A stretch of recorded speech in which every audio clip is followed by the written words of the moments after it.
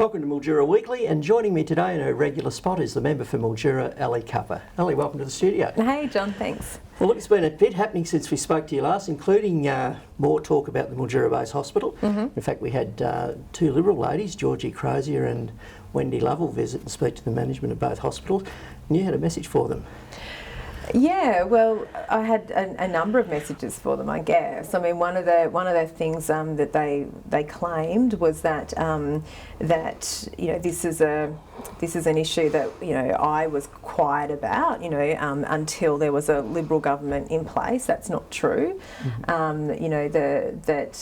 They insinuated that the campaign was started by me. It wasn't started by me, it was started by Kevin Chambers, so a highly esteemed local doctor whose own professional judgment told him that there was something wrong with our privatised contract, that it wasn't in the best interests of patients.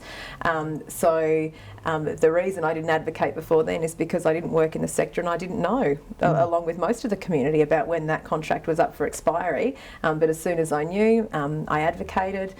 When I was a member of the ALP still, and when it became clear to me at that time that the ALP didn't have a particularly strong position on the hospital, I left the party. So that was something that was incorrect. In terms of their position that they just want the best kind of healthcare for Mildura, that's very wishy-washy. And that's extremely vague. And by now they should be prepared to have a position on that. And I would suggest that you're with us or against us at this point, that all of the information that needs to be known is known, have the guts to make a call, whether it's going to be popular or not. The other claim that was made was that I hadn't bothered to meet with Ramsay management, and that's incorrect. I did meet with Ramsay management. That's on the record. I've spoken about that. So I was particularly annoyed that would be brought up because it's purely a fabrication. I'm hoping it was an inadvertent one. I'm hoping that Wendy Lovell wasn't aware of the truth of that, because I think that would raise an ethical issue. But if she genuinely wasn't aware, well, she's aware now, or should be, that I have in fact met with Ramsay management on that. And that time's ticking. The community has had its say on this. It's beyond a shadow of a doubt that we need to bring our hospital back, and that's what we're working on. Yeah, and of course recently you took out an ad in the local press asking where Jenny Mikakis was on this matter, and calling for her support. Yeah, well, we're going hard. I mean, we've got one opportunity here. That Ramsay Healthcare are asking for a 10-year extension on their contract. I'm saying that shouldn't happen, and I'm saying that with a whole weight of community support behind me.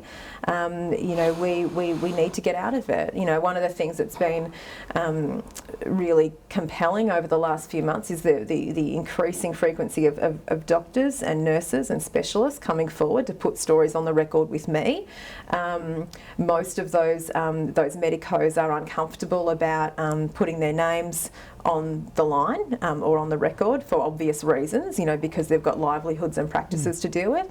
I know one prominent doctor who did stick his neck out and was clear that there were clear ramifications for him and his practice when he did that last time. So, Ramsay Healthcare are protecting their interests. I'm not saying that's a bad thing. I'm not demonising Ramsay Healthcare. They're a private company. They're allowed to make a profit. That's fine. They're protecting their interests. My concern is and the target of my advocacy is the government. They put them there in the first place in charge of our healthcare, and you cannot serve two masters. You can't serve the community and shareholders at the same time and expect nothing to give. Very good. Okay, and the other matter that, and I think you've already on the record talking about it, was the fact that the government is looking at, or Vic Roads are looking at, reducing the speed limit on some class of country roads from 100 k's to 80 k's. What are your thoughts on that? Well, look, I think we need to be safe. So, the government is obviously interested in addressing, the shocking spate of road fatalities that have happened recently. But the answer isn't just to decrease speed limits. You know, we as country people understand that you know the pace of life and certain, you know, efficiencies require us to be able to travel at certain speeds. The answer is not to reduce speed limits and to slow everybody down, literally, you know, in a literal sense, but also, you know, in a I guess a figurative sense, you know, in terms of their lives and all the things that they've got to do. The answer is to invest in regional communities and to make sure that roads don't get to a state where they are so dilapidated that they're going to cost you know, prohibitive amounts of money to fix. We would say that they're, you know, it's the perennial issue, but it's the truth that money is always available. They can always find money when it comes to multi-billion-dollar projects in the cities. Money's not the problem. There is money. It's just about political priorities, and we're saying that, look, we are Victorians too. You know, there might not be as many of us as there are in Melbourne, you know, per square kilometre, but you know, we are Victorians too. And aside from the ethics, because I think people do matter, there's the economics of it. You know, our region contributes more than, way over $3 billion a year to the economy. You know, if they want us to keep making that contribution to benefit the whole state, then they need to invest in us. And I think there's also evidence to show that restricting speeds to something like 80 k's on an open highway or an open road in the country can be very frustrating, and in fact ends up causing more trouble than it's worth. Yeah, well, I'll take your word for it. I haven't seen that, but intuitively that makes sense for sure. And so, you know, we are doing everything we can, and we've already been running our own survey, you know, within our office, and you know, in different parts of the electorate, and getting all sorts of really helpful intel about what those priority roads should be. I noticed that the Minister for Roads is going to be in Mildura on the 5th of September, and we're really encouraging people to pencil that date in.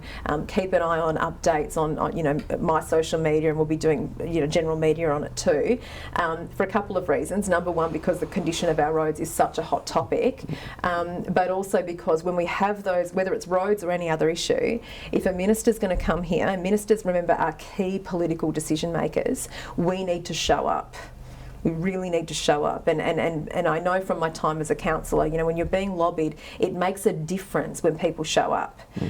So that's what I'm encouraging the community to do. I want that to be a sellout crowd when the minister's here, so we can put all of those roads on the agenda and start to get some action. Excellent. Well, thanks again for your time today, Ellie. We'll look forward to seeing you in probably 2 or 3 weeks' time. It's a pleasure. Thanks, John. And you can find more news at milduraweekly.com.au.